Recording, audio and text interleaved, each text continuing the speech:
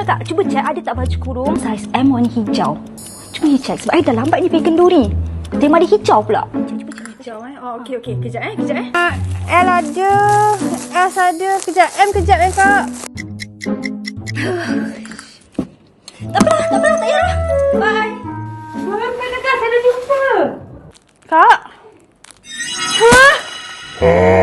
Guna lagi manual, tak guna sistem, kan customer dah lari. Lain kali, gunalah mesin kira.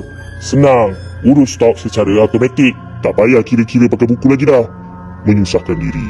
Nah, mesin kira. Lepas ni, customer kalau nak beli, tak perlu lagi tengok buku. Semua auto dalam mesin kira.